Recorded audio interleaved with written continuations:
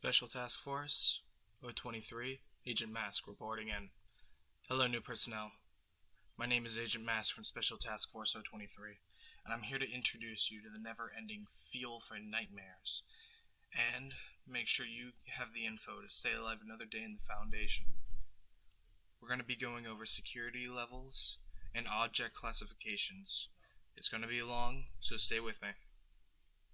Foundation security clearance grants to the personnel the highest level or type of information which they can access. However, having any given security level does not automatically grant access to all information on that level. Personnel are only granted access to information on a need-to-know basis. Level 0 security clearance is given to non-essential personnel with no need to access information regarding anomalous objects or entities in the Foundation custody. Level 1 security clearance are given to personnel working in proximity but with no direct, indirect, or informational access to anomalous objects or entities in containment. Level 2 security clearance are given to security and research personnel that require direct access to information regarding anomalous objects and entities in containment. Most research staff, field agents, and containment specialists hold a Level 2 security clearance. Level 3 security clearance.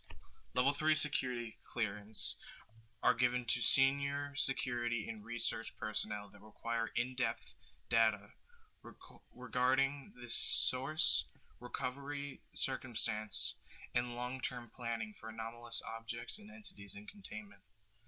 Most senior research staff, project managers, security officers, response team members, and mobile task force operatives hold a Level 3 security clearance. Level 4 security clearance are given to senior administrators that require access to site-wide and or regional intelligence, as well as long-term strategic data regarding Foundation operation and research projects.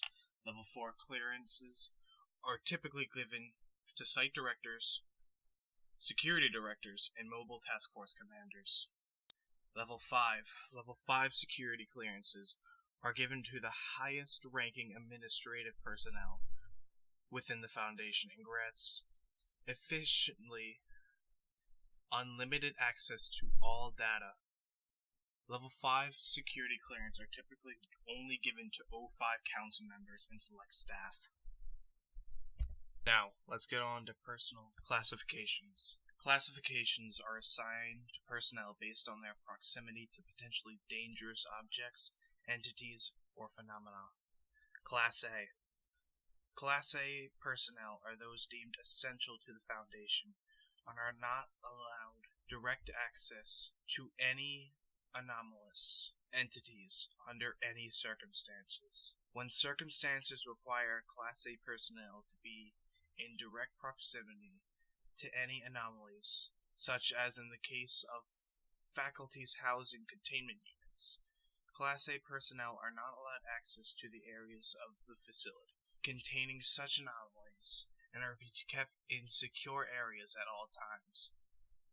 In the case of any emergency, Class A personnel are to be immediately evacuated from the area. Class A personnel are usually O5 council members. B-Class. B-Class personnel are those deemed essential to local Foundation operations and may only be granted access to objects, entities, and anomalies that have passed quarantine and have been cleared of any potential mind-altering effects. In the event of a containment breach or hostile actions against a Foundation, B-Class personnel are to be evacuated to a designated secure off-site location as soon as possible. C-Class. C-Class personnel are personnel with direct access to most anomalies not deemed strictly hostile or dangerous. C-Class personnel that have direct contact with potentially mind-altering properties may be subject to mandatory quarantine and psychic evaluation as deemed necessary by security personnel. In the event of a containment breach or hostile actions against a Foundation facility, Non-combat C-Class personnel are to either report to a secure lockdown area or evacuate. D-Class personnel, which many of you probably are expendable personnel used to handle extremely hazardous anomalies and are not allowed to come in contact with any A or B-Class personnel. D-Class personnel are typically drawn worldwide from the ranks of prison inmates are convicted of violent crimes, especially those on death row. In times of distress, Protocol 12 may be enacted. Class D personnel are given regular, mandatory psychiatric evaluations and are to be administered any amnestics or at least B-Class strength or terminated at the end of the month at the discretion of on-site security or medical staff. In the event of a catastrophic site event, D-Class personnel are to be terminated immediately, except those deemed necessary by on-staff security personnel. By the way, I forgot to mention, when I say terminated, I don't mean fired, I mean shot in the face. So, if you're going to pretend you're a D-Class, don't pretend you're a D-Class for more than 30 days, or you'll be shot in the face. Actually, don't pretend to be anybody. With that being said, I'm going to end it here.